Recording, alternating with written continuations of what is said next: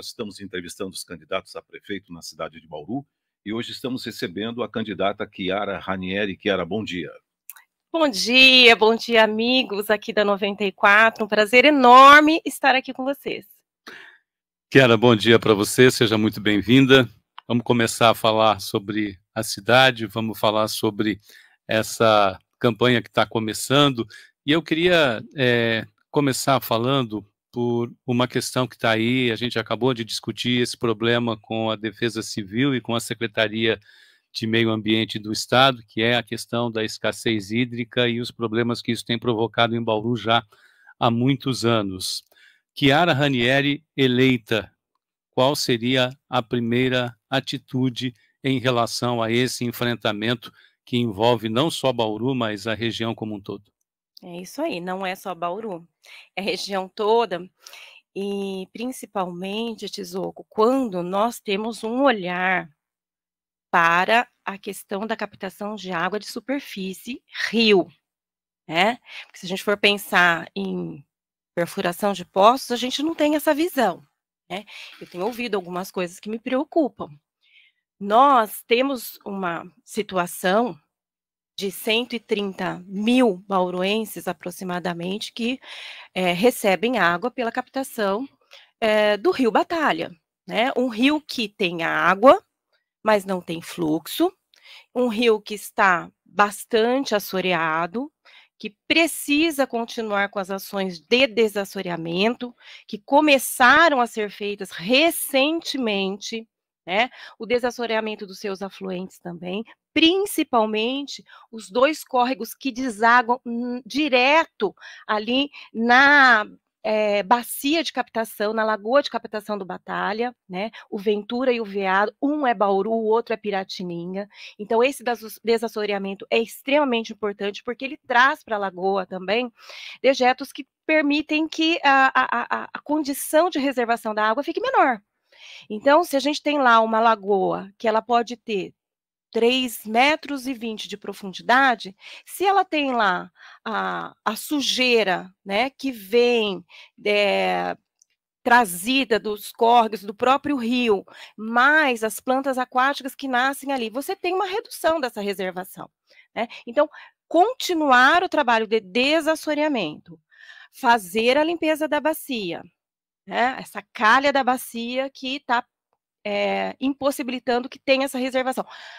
Fazer mais uma reservação, né, que também é uma previsão já, e a gente sente muito que não tenha sido feita ainda, mais uma reservação para que nesse período de estiagem a gente tenha condições de suprir essa quantidade de água que sempre foi captada ali pelo Batalha, e óbvio, né, continuar com os trabalhos de execução das obras do Plano Diretor de Água, que vai ser revisado novamente o ano que vem, foi revisado em 2021, e vai ser revisado novamente o ano que vem, já considerando mais duas situações: o rebaixamento do aquífero Guarani, que nós tivemos as perfurações de poços que estavam previstos no Plano Diretor de Água e que não estão produzindo a água que foi estimada, né? Então, isso precisa ser considerado na revisão do Plano Diretor de Água. E mais uma outra situação, né, que nós já conversamos com vários técnicos, que é a possibilidade, né, de termos estudos concretos de captação de água em outras bacias, como a bacia do Rio Bauru, né, e também do Tietê.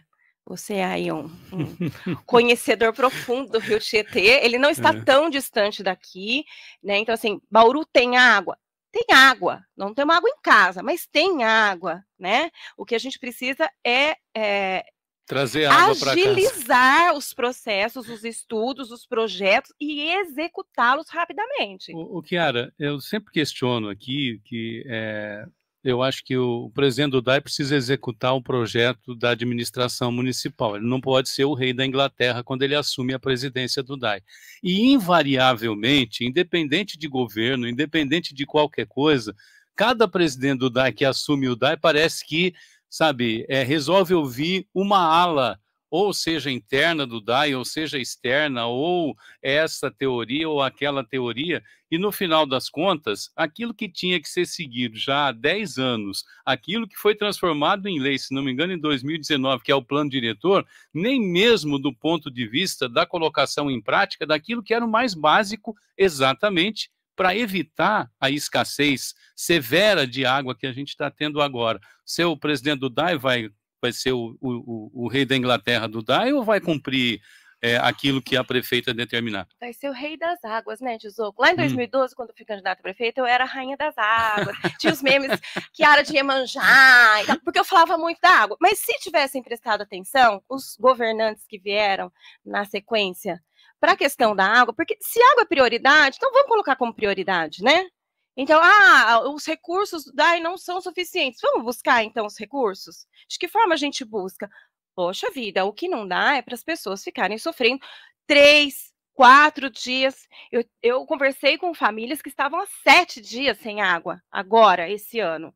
Então, não dá para aceitar, né, que a prioridade, que é a água, né, não tem os investimentos necessários para resolver a questão. E depois a gente gasta com caminhão-pipa o que dava para perfurar 2 ou 3 poços. Marcos.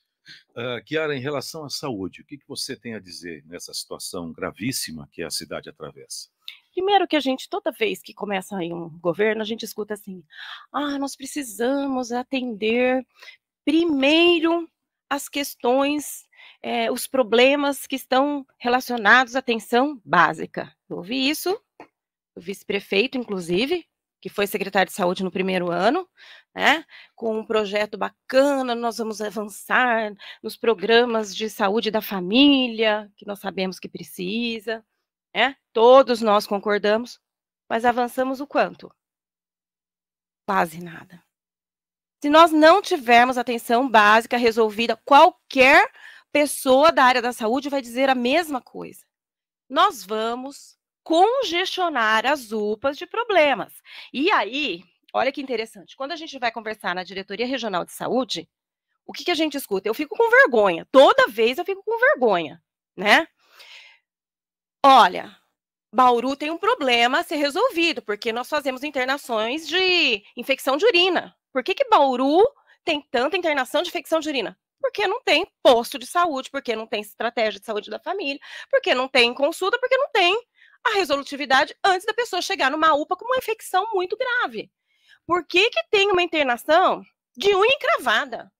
Poxa vida, a gente encaminhar um paciente para vaga hospitalar, que é um leito extremamente requisitado, porque a gente sabe que está insuficiente no momento por causa de uma unha encravada. Por que chegou nesse ponto?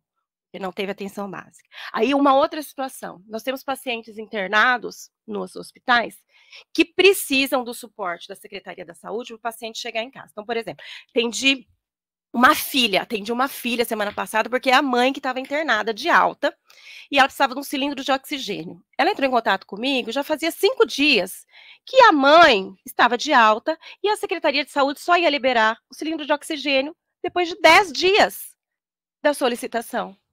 Então, 10 dias a pessoa deprimida num hospital, porque queria ir embora para casa, estava de alta e não podia, porque não tinha estrutura da saúde municipal.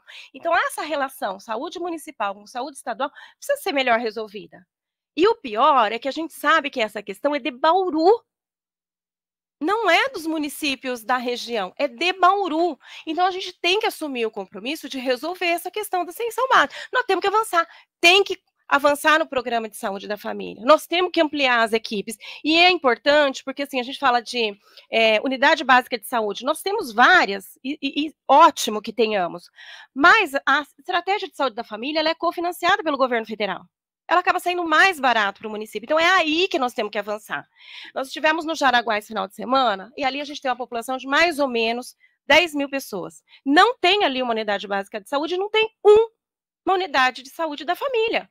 Ali teria que ter pelo menos 2 unidades. Eles vão na Nova Esperança para ser atendido. Então, assim, mapear onde é que nós temos os gargalos, estabelecer estratégia de saúde da família e, né, avançarmos, sim, na questão das consultas, que é importante, os exames que demoram para os resultados chegarem, tudo isso daí é responsabilidade do município, nós vamos fazer.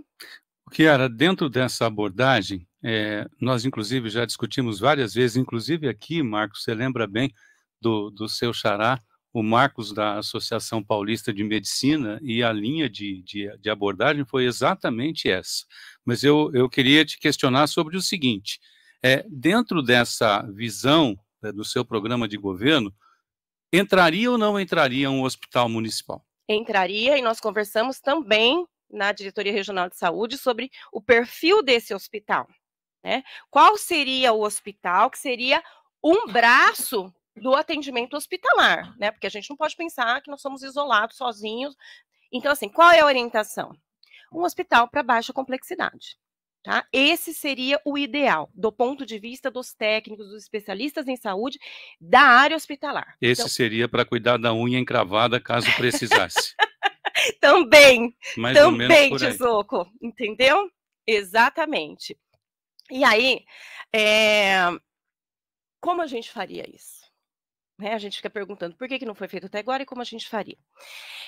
Há um tempo atrás, eu participei pela minha instituição da autorização dos cursos de medicina pelo país todo, no formato do programa Mais Médicos, né? E na ocasião, as autorizações de curso de medicina, que são bastante restritivas no Brasil, ela acontecia quando a região onde um curso de medicina poderia ser instalado tivesse uma rede SUS e hospitalar robusta.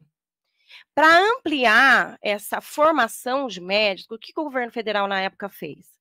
Ele criou uma estratégia assim, olha, vocês não vão construir hospital. Então, o hospital não é mais requisito. Se você for aqui em Marília, você vai pegar, por exemplo, Unimar. A Unimar tem o hospital dela, porque foi autorizado numa época que o hospital era requisito. Então, ela tinha que construir o hospital. O hospital serve a quem? Serve ao município, né? Mas foi a faculdade que montou.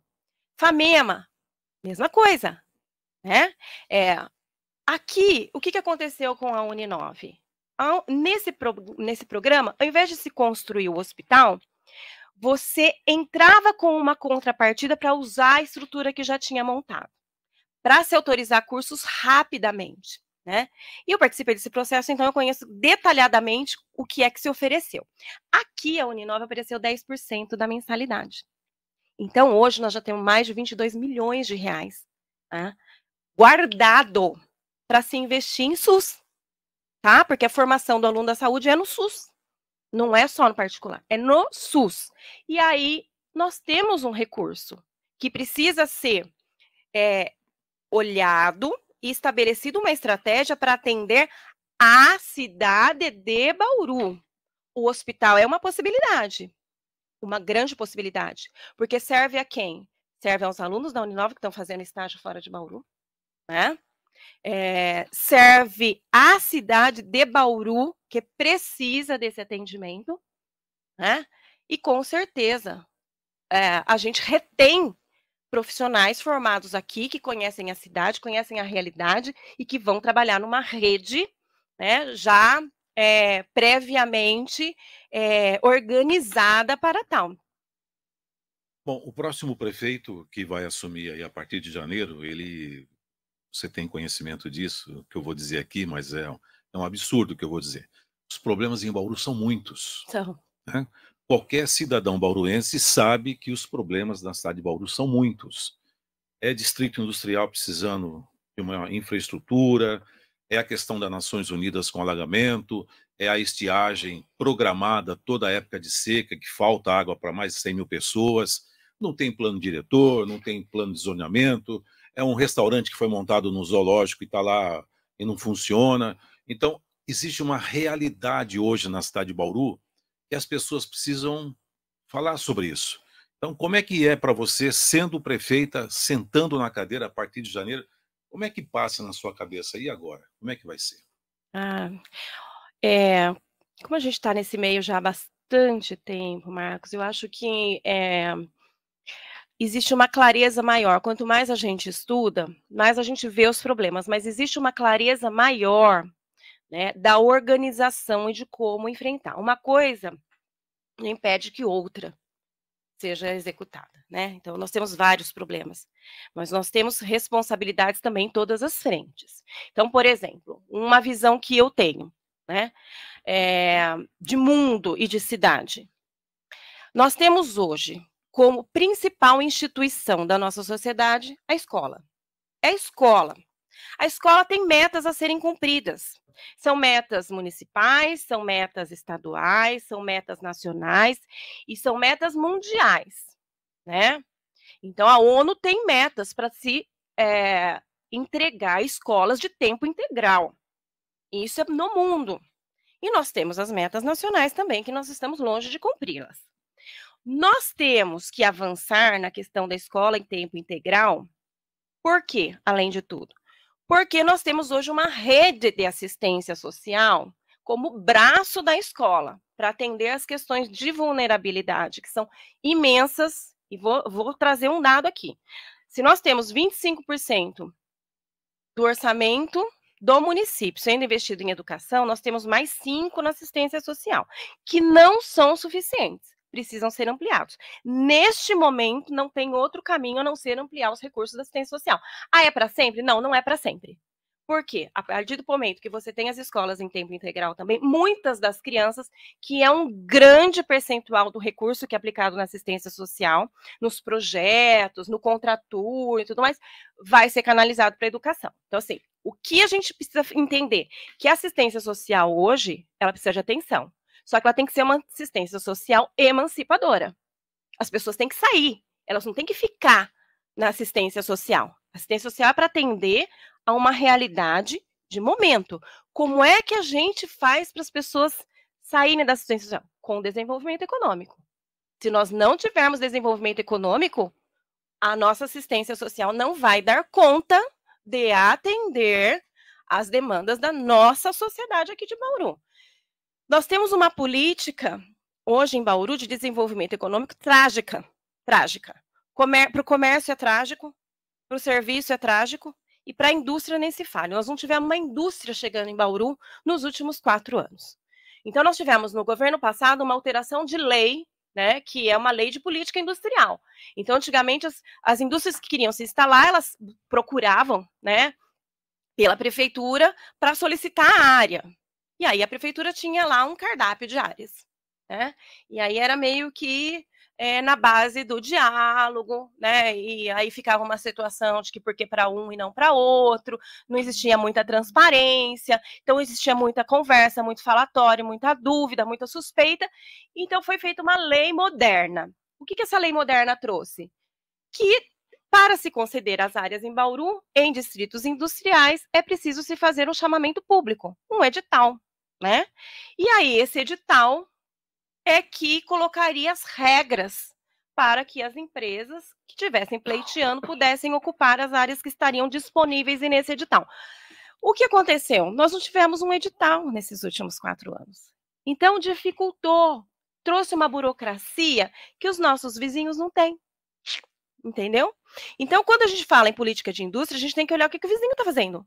Porque é muito bacana Bauru. Ah, é uma região maravilhosa. Tá, Magudos também é, Lençóis também é, Pederneiras também é, tá tudo aqui juntinho. Não muda muita coisa para o empresário. Ah, nós temos uma qualidade de mão de obra excepcional. Ok, mas a pessoa hoje sai daqui e vai ali trabalhar. Então, assim, não é mais isso que faz a diferença. O que faz a diferença? As condições de instalação e a burocracia. Onde a gente tem área hoje? Distrito 1, 2, 3 e 4. Distrito 5 esquece, que aquilo lá não vai ser distrito nunca. Só conversa, né? Então, assim, nós temos 1, 2, 3 e 4. Temos áreas? Temos áreas. São áreas muito grandes? Não, não são. Atende a todo tipo de indústria? Não, não atende. Se nós quisermos avançar em indústrias grandes, onde é que nós vamos colocar essas indústrias? Nas margens das rodovias.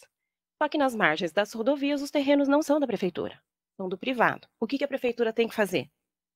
Tem que trazer essas áreas para ela.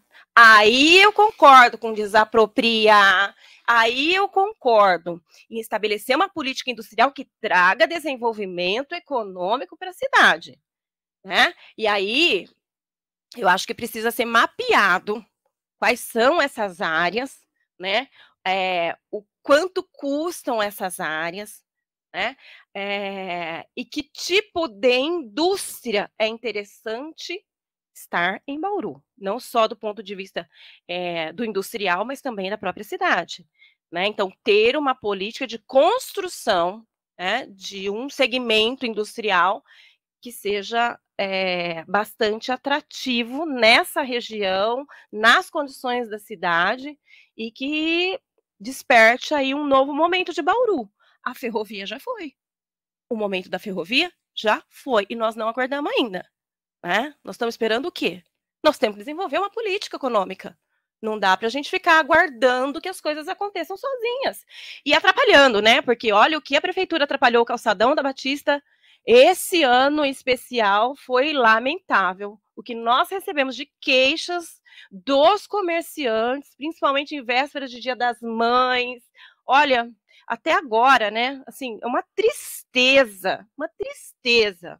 É claro que a gente quer revitalização, a gente quer um monte de coisa para o centro da cidade, inclusive está no nosso projeto, mas a gente não pode prejudicar. Então, uma obra que poderia ser feita em, sei lá, 3 meses, que foi o tempo praticamente que se levou para construir o calçadão, né? Então, para reformar, poderia se pensar... Quase 40 anos atrás, inclusive com tecnologias muito diferentes. Chiara, aproveitando esse gancho que você passou por educação, eu queria colocar em perspectiva o seguinte: nós passamos os últimos anos, não só nesse governo, mas também no governo anterior, em algum momento, ou em boa parte do momento, discutindo a educação do ponto de vista da ineficiência da utilização do dinheiro. Seja a compra de imóveis, seja a compra de equipamentos, de uniformes. Nós tivemos ainda em governos passados até mesmo a história da compra de fogão, ar-condicionado, coisa que ia tudo lá para o almoxarifado ser entulhado, né? Como a gente continua vendo acontecer.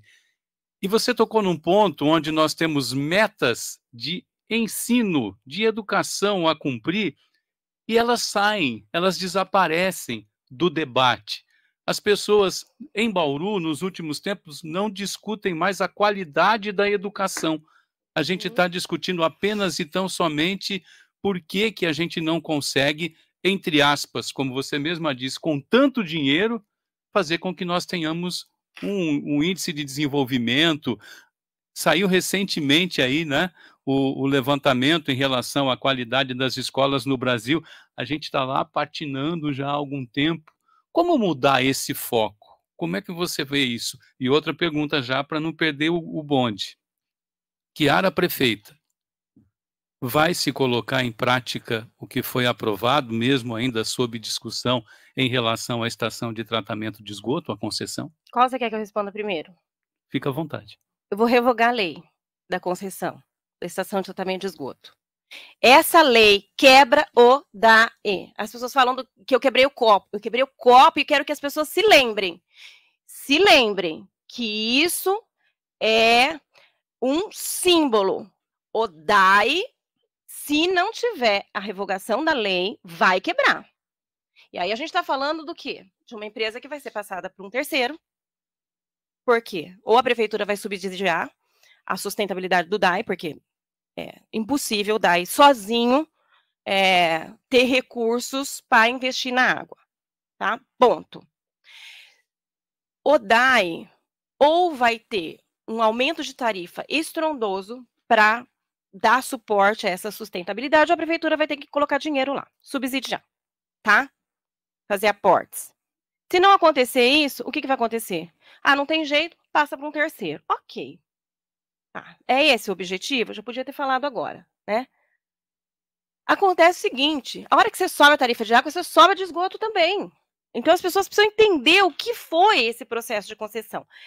É uma concessão descabida. Quando você fala que você coloca uma obra de drenagem de 500 milhões de reais numa concessão, você está falando que nós vamos pagar essa drenagem na tarifa de água ou tarifa de esgoto. Não estamos falando de outra coisa, não tem presente. Eu sou empresária. Não tem presente, gente. Não existe. De onde sai esse dinheiro? Aí vai reformar a estação de tratamento de esgoto. Nós estamos pagando na tarifa de esgoto. Está pagando tudo. Então, assim, se um terceiro pode fazer, por que a prefeitura não pode fazer? Por que o DAI não pode fazer?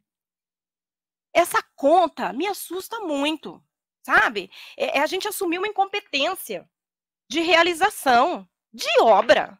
Pelo amor de Deus, sabe? A gente não está falando de um novo serviço, a gente está falando de obras que precisam ser feitas. Então, vou revogar. E com relação à educação, o ano que vem, 2025, é ano de revisão do Plano Municipal de Educação. O Plano Municipal de Educação é onde vai ser definido todas as questões que são, que fogem desse escopo de infraestrutura física, tecnológica, né, de recursos humanos. Ela foca especificamente no ensino-aprendizagem. E aí é que a gente tem uma discussão ampla. Por exemplo, eu sempre escuto assim, poderia assim, colocar